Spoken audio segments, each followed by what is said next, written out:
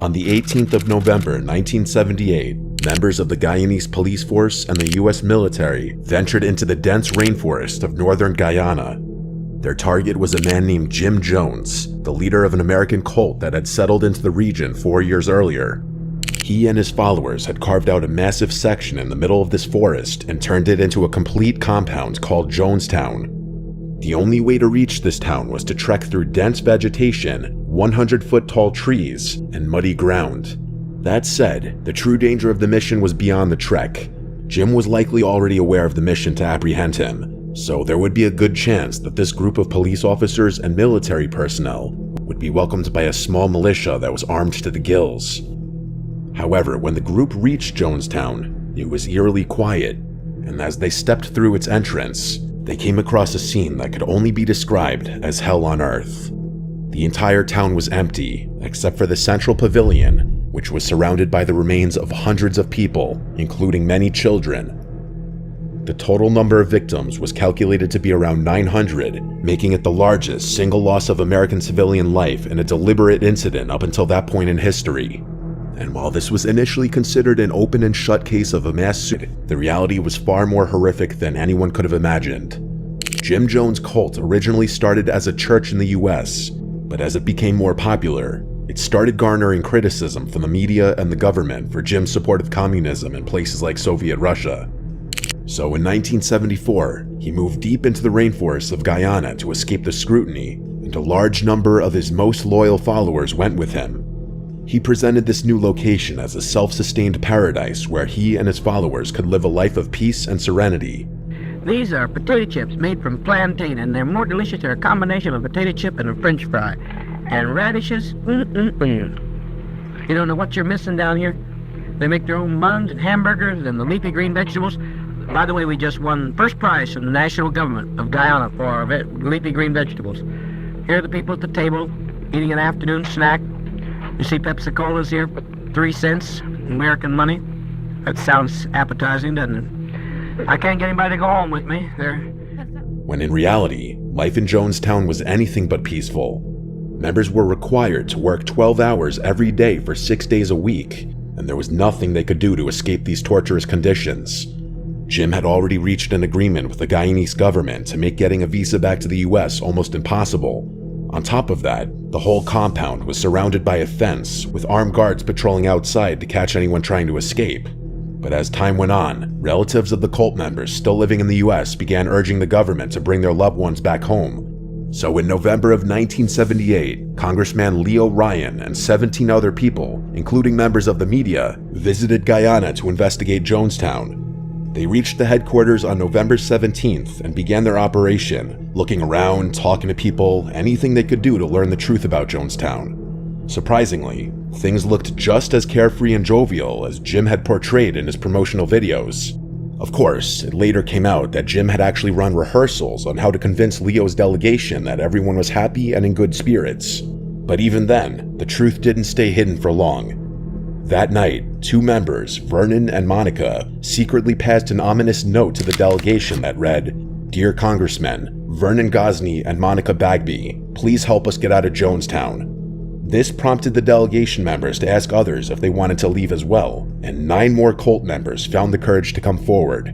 This even included one of Jim's closest men, shedding light on just how bad the living conditions in Jonestown truly were.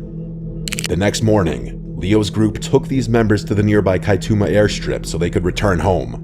But just as they were boarding the planes, Jim's henchmen pulled up in front of the plane in a truck and opened fire, killing 4 people, including Congressman Leo Ryan.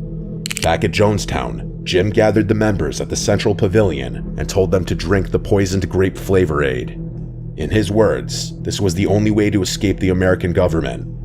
We can't go back. They won't leave us alone. They're now going back to tell more lies, which means more congressmen, and there's no way we can survive.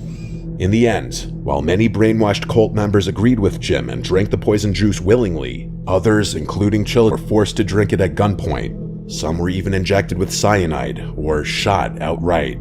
The American military was on its way to Jonestown as soon as it became aware of the shooting at the airstrip. Unfortunately, by the time they got there, it was already too late. The sheer scale of the tragedy, combined with the fact that many of the victims were forced into it, turned it into the most haunting sight those soldiers or anyone has ever found in a forest. On April 4th, 1922, a mechanic named Albert Hofner visited the Gruber house located near a forest in Weidhofen, Germany. The family had hired him to repair their barn motor a few weeks earlier. However, when he reached the house, he noticed something strange. The cows and dogs were making a lot of noise in the barn, yet the rest of the house was completely silent. He tried knocking and calling out to them many times, but no one came to the door either. Assuming they weren't home, he waited in their yard for an hour before deciding to leave. But just as he was about to leave, he noticed that the door to the motorroom was unlocked. So he decided to repair the motor anyway and come back for his payment later. After finishing the repairs, Albert wanted to inform one of their neighbors about his work, but the home was completely isolated, with the closest neighbor over half a kilometer away. With no other option, he made the detour and knocked on the door of Lorenz Schlittenbauer, Gruber's closest neighbor. Lorenz, however, found the empty house extremely suspicious. He knew the family well and figured they would have informed him if they were going somewhere.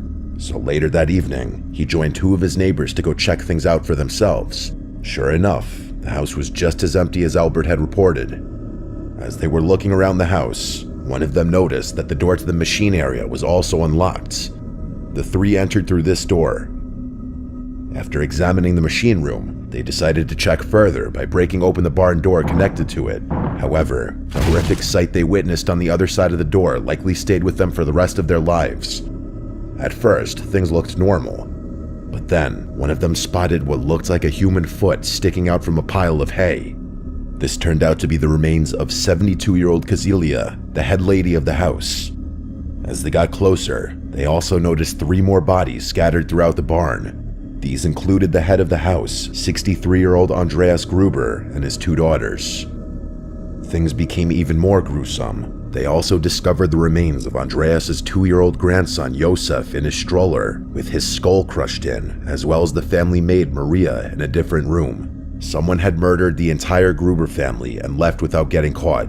Later investigation concluded that the family was killed 4 days earlier on the 1st of April, but what made this already horrific crime even more chilling was that it was carried out over the course of several hours. The killer likely spent a long time in the house afterward, trying to hide the evidence by covering it with hay and blankets. The room with the maid even had clothes stuffed into its windowsill to make spotting her from outside more difficult. Most assumed this was the result of a robbery gone wrong. However, most valuables were still in the house, which complicated the case even further. Neighbors reported that the family had seen men staring at their home from the woods on multiple occasions. Their previous maid had quit months earlier, claiming the house was haunted, and someone had broken into the machine room a few days before the killings. None of these clues helped investigators find the killer, and since the home was so isolated, there were no witnesses. To this day, the Gruber family murders remain an unsolved mystery. In July 2015, Marc Andre was marking trees in the dense Arcata Community Forest in California. He worked as Arcata's environmental services director and was doing a routine inspection when something strange caught his attention. Just off the hiking trail, Marc noticed an unusual structure poking through the vegetation. He got closer and was shocked to find a cabin in the middle of the forest. What made this discovery even more strange was the fact that this wasn't a hastily built shack. It was surprisingly well constructed, with a stable cinder block base, plastic sheets to keep things dry, and even a lock on the front door. Someone had clearly spent weeks, if not months, building it from scratch. Marc immediately notified the park rangers, who spent the next few days staking out near the cabin to see if the owner would return. They eventually broke the lock to see if they could find any clues about who lived there, but this only left them even more confused. Inside, they found everything someone would need to survive in the middle of nowhere: fresh water, a wood-burning stove, canned food, and even books stacked neatly on the shelves. It looked more like a cramped studio apartment than a makeshift cabin, yet none of the items inside provided any clues about the owner's identity. Since no one had returned after several days, rangers assumed the cabin had been abandoned. They followed proper procedures and left an eviction notice on the front door before leaving the site. But when Mark and the Rangers returned to demolish it, they made an even more shocking discovery. The entire cabin had vanished without a trace. There wasn't even a single nail left behind. In its place was the international symbol of squatter drawn in charcoal. This raised more questions than it answered. How did the cabin's residents always manage to be away whenever the Rangers visited? And more importantly, why were they hiding in the middle of a forest in the first place? It's possible this person was a criminal on the run, but even after a decade, no one knows the real answer. In May 2016, a hiker was walking through a forest in Harlan, Kentucky. About halfway through his trip, he discovered a trail camera lying on the forest floor. Trail cameras are typically used to capture wildlife footage, but this particular camera didn't have any storage or battery. Assuming it was abandoned, the hiker took it home and gave it to a friend to see if it could be fixed. What neither of them knew was that this camera was actually a trap set by a madman. As soon as the friend connected a battery to it, the camera exploded. The blast was powerful enough to blow off some of the man's fingers and injure his stomach. The device had been rigged to explode the moment it received power. After being alerted to the incident, authorities swept the area where the camera was found and discovered another trail camera with similar modifications, but it didn't contain anything that could help identify who placed it there. While canvassing local neighborhoods, investigators finally caught a break. 2 different people reported hearing an explosion at a neighbor's house several months earlier. That neighbor was 39-year-old Mark Sawaf. When authorities searched his home, they found buckets filled with bomb-making materials and a handwritten note that read, "Broken camera for a broken soul." He was arrested on June 21st, 2016, but before he could be officially charged, the police wanted his help locating other explosive cameras he may have left behind.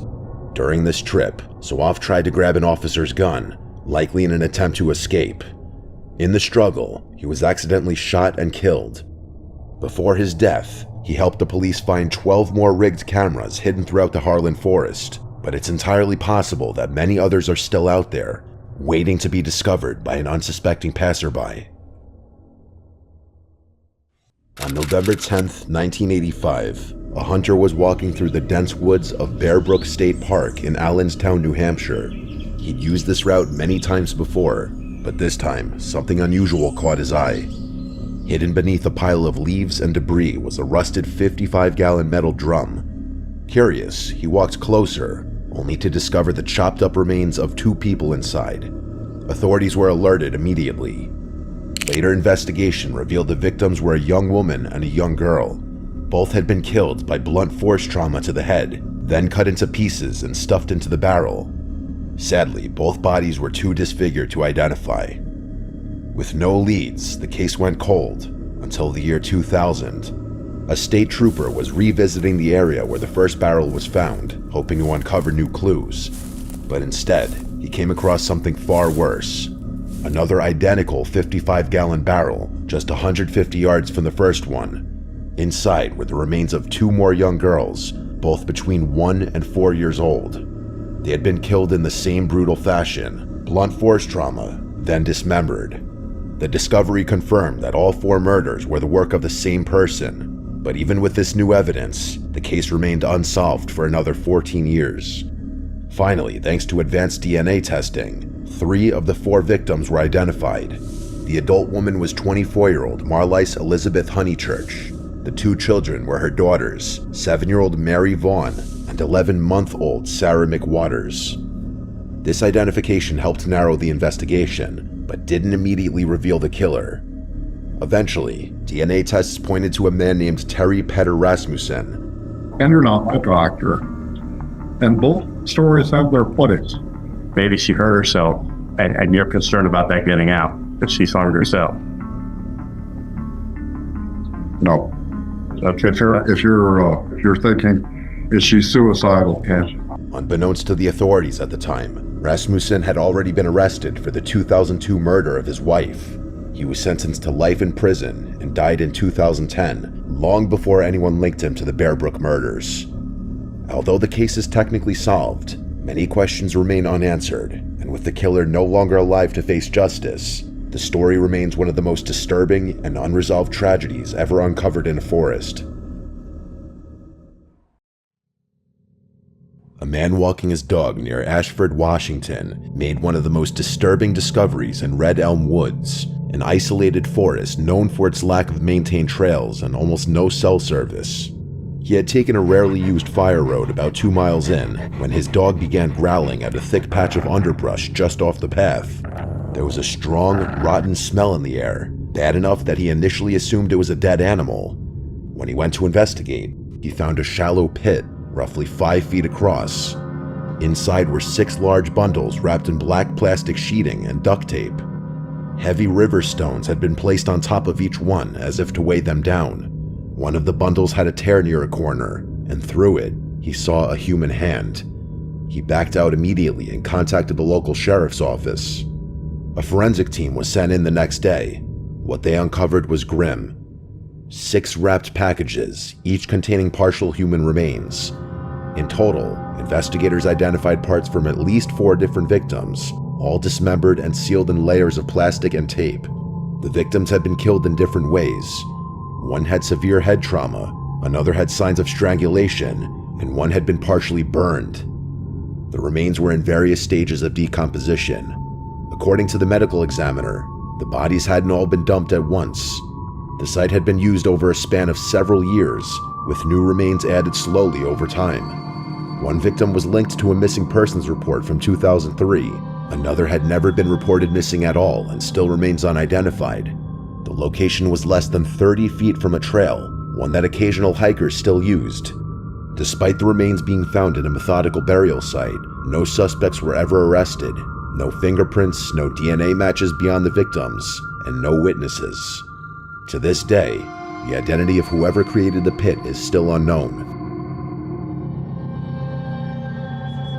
In October of 1991, a man walking along a rural lane near Bolney, England, made a discovery that still haunts investigators.